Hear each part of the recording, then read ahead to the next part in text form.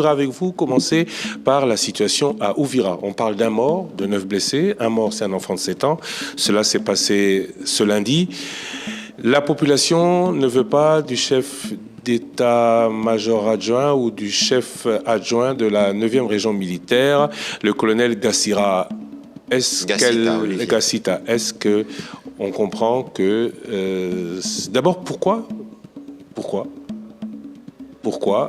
n'en veut-elle pas? Tout le monde le sait, mais pourquoi insister pour que dans une atmosphère de guerre, celui que la population ne veut pas reste en fonction? Bon, je crois qu'il y a sur cette question, il faut savoir d'abord que le président de la République, qui est le commandant suprême de forces armées, analyse la question sous toutes les facettes.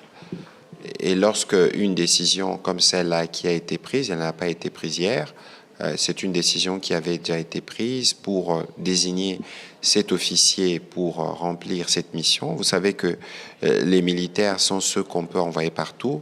Ça l'a été pour des raisons bien précises. Je ne siège pas évidemment dans l'état-major général pour pouvoir vous dire toutes les raisons. Mais je crois aussi que dans les réactions que nous avons vues, nous savons que c'est une zone qui connaît une situation particulièrement sensible du fait justement de ce qui s'est passé à côté et de toutes les pressions qu'il y a autour, notamment avec les agissements du Rwanda et de sa brigade avancée en RDC qui s'appelle le M23.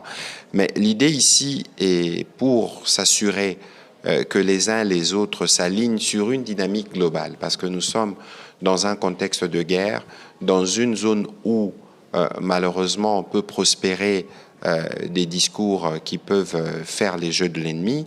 Il y a une mission gouvernementale qui va s'y rendre très bientôt, une mission de haut niveau, pour écouter les uns les autres. Évidemment, c'est compréhensible dans un contexte comme celui-là que parfois l'information n'arrive pas telle qu'elle devrait arriver, ou parfois il y a toujours une part de manipulation, mais je crois que la volonté du président de la République, au-delà de tout, c'est de s'assurer d'abord que la population, y compris particulièrement celle d'Uvira en l'occurrence, puisse vivre en paix et puisse vivre dans un environnement apaisé, d'acceptation de toutes les communautés, parce qu'il y a comme cette forme de cristallisation autour de la communauté Banyamulenge, avec toute la manipulation qui vient après. Mais il faut considérer que pour le président de la République, cette communauté, comme toutes les autres communautés congolaises, doivent vivre en harmonie.